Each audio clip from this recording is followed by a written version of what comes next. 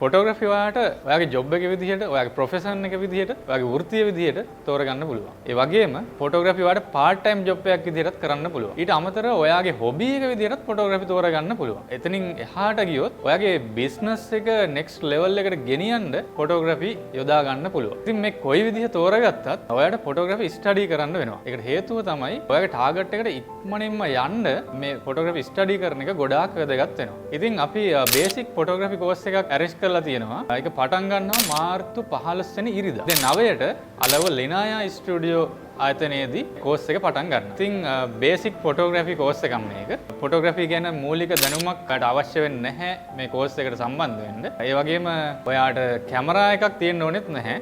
ඇත්තටම අපි බලාපොරොත්තු වෙන්නේ ඔයාට ෆොටෝග්‍රැෆි ගැන ආසාවක් උනන්දුවක් තියෙන එක විතරයි මේ කෝස් එකට සම්බන්ධ වෙන්නේ. මේ කෝස් එකට සම්බන්ධ වෙන්න පුළුවන් මේ සැරේ O level exam එක ඉවර කරන ඔයාට ඔයාගේ මයින්ඩ් එක රිලැක්ස් කරගන්නත් ගොඩක් වටිනවා මේ ෆොටෝග්‍රැෆි කෝස් එක. මොකද ෆොටෝග්‍රැෆි කියන්නේ ටෙක්නොලොජි වගේම ආර්ට් එකත් එකතු වුණු ලස්සන විෂයක්. විශේෂයෙන්ම අපි ආරාධනා කරනවා මේ සැරේ O level කරපු නංගිලා මල්ලාට අපේ ෆොටෝග්‍රැෆි කෝස් එකට සම්බන්ධ වෙන්න කියලා. ඊට අමතරව A level කරලා ඉන්නවනම් නැත්නම් ඔයා යුනිවර්සිටි යන ගමන් ඉන්නවනම් ඒ වගේම ජොබ් එකක් කරනවනම් ග්‍රැෆික් ඩිසයිනර් කෙනෙක් නම් කිසිම වයස් භේදයකින් තොරව ඔයාට මේ ෆොටෝග්‍රැෆි කෝස් එකට සම්බන්ධ වෙන්න පුළුවන්. මූලික සුදුසුකම් කිසිවක් වුමනා වෙන්නේ නැහැ. ඔයාට ෆොටෝග්‍රැෆි වලට උනන්දුවක් ආසාවක් තියෙනවා නම් ඔයාට පුළුවන් අපේ මේ ෆොටෝග්‍රැෆි කෝස් එකට සම්බන්ධ වෙන්න. මේ ෆොටෝග්‍රැෆි කෝස් එකේ අන්තර්ගතය ගැන මම පොඩි පැහැදිලි කිරීමක් මෙහෙම කරන්න. අපි ෆොටෝග්‍රැෆි වල හිස්ටරි එක සරලව අඳුර ගන්න මුලින්. ඊට පස්සේ අපි කැමරාවේ විකාශනය විමසා බලනවා. ඒ කියන්නේ ලෝකෙ මුලින්ම බිහුණු කැමරාව මොකක්ද? ස්ටෙප් බයි ස්ටෙප් අද භාවිතා වෙන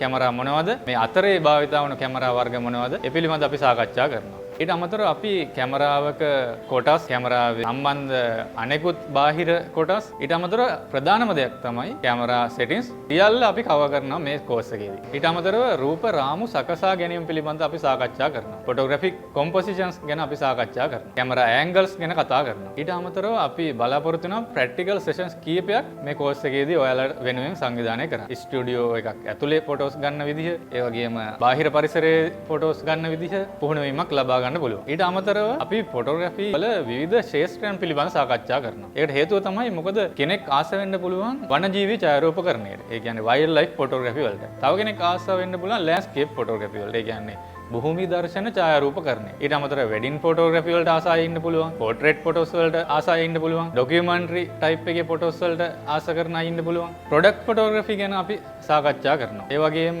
ෆැෂන් ෆොටෝග්‍රැෆි අපි අනිවාර්යයෙන්ම ලෙසන් එකක් කරනවා. අපි මේ පාඨමාලාව අවසානයේ වටිනා සහතික පත්‍රයක් ඔයාලට පිරිනමනවා. ඒක ප්‍රැක්ටිකල් වලගේ ෆොටෝස් වලට සහ එක්සෑම් එකක් තියලා ඒකේ ලකුණු වලට අදාළව සහතික පත්‍රය ඔයාලට පිරිනමනවා. ඉතින් මම ඔයාලා හැමෝටම ආරාධනා කරනවා දැන්මම මැසේජ් එකක් දාන්න මේ ෆොටෝග්‍රැෆි කෝස් එක සම්බන්ධ වෙන්න ඕන කියලා. දිනය මාර්තු 15, වෙලාව උදේ 9, තැන අලව්ව ලිනායා ස්ටුඩියෝ ආයතනය. ඉතින් මම ඔයාලා හැමෝටම ආරාධනා කරනවා ඔයාගේ ෆොටෝග්‍රැෆි සීන හැබෑ කරගන්න එන්න අපිත් එක්ක එකතු වෙන්න.